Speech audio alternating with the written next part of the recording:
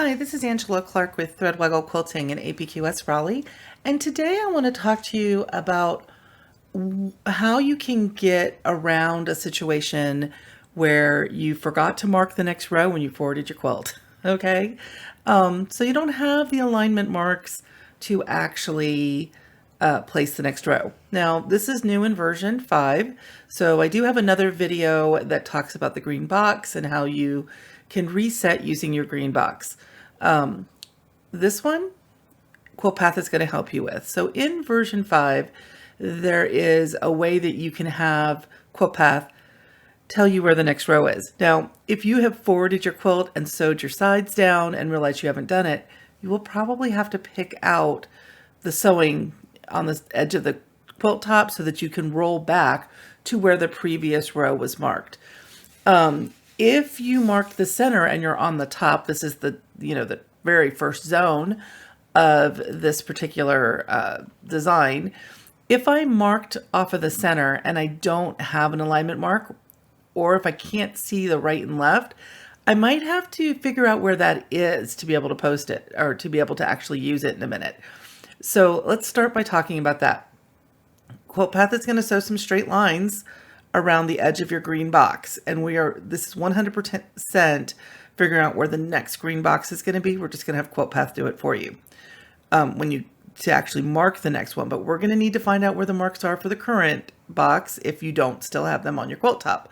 So I would lay a ruler down on those straight lines and find where they intersect in the two corners, in the top two corners, and I would put a mark there. So I would just, put a piece of tape down, draw a straight line up, use a marker to mark across the tape, draw it the other way, use a marker to mark across the tape. And I would use a marker that's not going to permanently harm my quilt, like an air erase marker or a water erase marker, right? Do the same thing on the other side, mark straight up, put that tape down, mark across it, and wherever those two lines intersect, that's where you need to actually set your quilt. And I would use those to set A and B. Now, if you were setting center, I'd still do A and B. It's just going to be a little bit easier. Well, you could do either one of them. You could also find the center mark by using your ruler. So let's talk about that real quick. If you're really used to using center marks, anytime you want to switch between center and A and B, you just need to use your ruler to do it.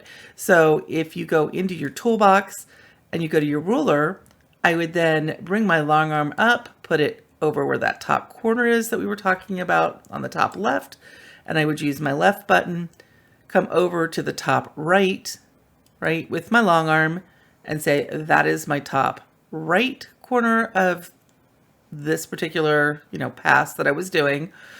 And then I can use this button with my sewing machine on it, right? It's going to bring up a thing. I have mine set to tell me if I'm more than 2 feet away from where it needs to be. So it's telling me that I am more than 2 feet away. I'm also simulating. In real life, I would just move my long arm close to the center and then say, okay, and it wouldn't have to travel as far, right? All it's going to do is move your long arm to the center. So once your long arm is here, which is what this little pointer is representing, is my long arm, then I would put a piece of tape under it and punch through, and that's my center. At that point, I have all 3 marks, okay? You only need to find the center mark if you are using center placement, or if you want to switch to center placement. If you are using 4-point placement, you only need to know where A and B are, okay? Okay, so then we are going to get out of our ruler. So we're going to use the X on the top to get out of the ruler, and we're back here. I'm actually back in my setup screen, so I'm going to go ahead and hit my sew in zones again to get back over to my zones, to the quilting interface. I'm going to say no because I've already saved it, and I'm going to place this. So I'm going to use those marks that I have and just place my design, okay? If I was using A and B, I would need to use both A and B. If I had used, center, I would use center, right? However I placed it the first time. This is already sewn on my quilt surface, right? Because I sewed it and then moved the quilt without marking. What I need Quilt Path to do is tell me where that next mark is going to be. So up here at the top on the button bar, there's this button that says Zone Utils. It stands for Zone Utilities. Okay, so I'm going to tap on that, and this little screen with 6 buttons is going to come up. It will let you change which zone placement you're using. It lets you get into endpoint adjust, lets you move up and down on your rows, right? The one that we want though is this top left button that says next zone, because I want Quilt Path to tell me where the next zone marking is. So I'm going to go ahead and tap on that, and it's going to bring me down to where it needs to mark the next zone.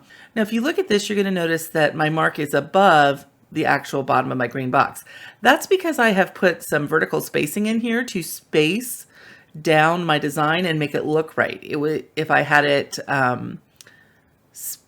spaced the normal way, it didn't have enough separation in my quilting. So I do need to have it set differently than where the bottom of my green box is. That's fine. Quilt Path knows that, right? So whether you're using negative spacing or using positive spacing, it doesn't matter.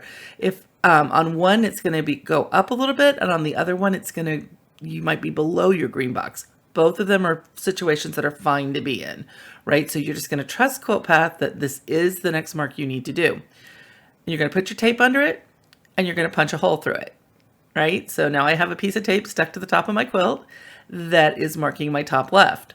Okay. Now, sometimes Quilt Path is going to want to mark on your right first. And instead of saying, like this one says 2B, it actually says 2B for the left side of my quilt, which would normally be your A side. I'm not going to stress about that. Okay. Either way, whether it marks the left or the right first isn't really important. If you want both marks, you just need to hit the next mark. So if it does do the right first, you do next mark and it'll move to the left. If it marks the left first and you hit left next mark, it is going to mark the right side, which is what it's showing right here. So if I say, okay, I would go, let it go all the way over here and put another piece of tape down and punch through that tape. Okay. So, and that lets me mark both A and B if I was marking that to begin with. It also will let me find center. If, let's say, I was marking A and B and wanted to switch to center, I can do that same trick with the ruler I just did and find the center here if I need to too. You can do that anywhere. Okay. So I just wanted to show you that real quick because I think that we overthink things a lot, or we just don't know that there's a utility there that'll do what we want it to do. But this zone utilities is completely awesome. It makes it so even if you understand what the green box is, you don't have to think about it quite as much. Quilt Path can do a little bit more for you, right? And help you get that next zone ready to go.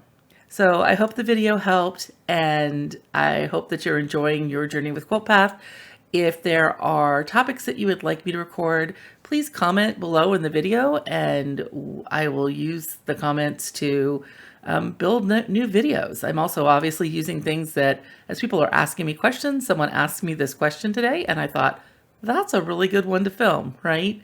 So like I said, comment if you have things you want me to do. Also like the video, which tells me that I'm filming things that you want to hear, and share it with your Quilt Path friends. Once again, Angela Clark with Threadwaggle Quilting. Hope you have a nice day.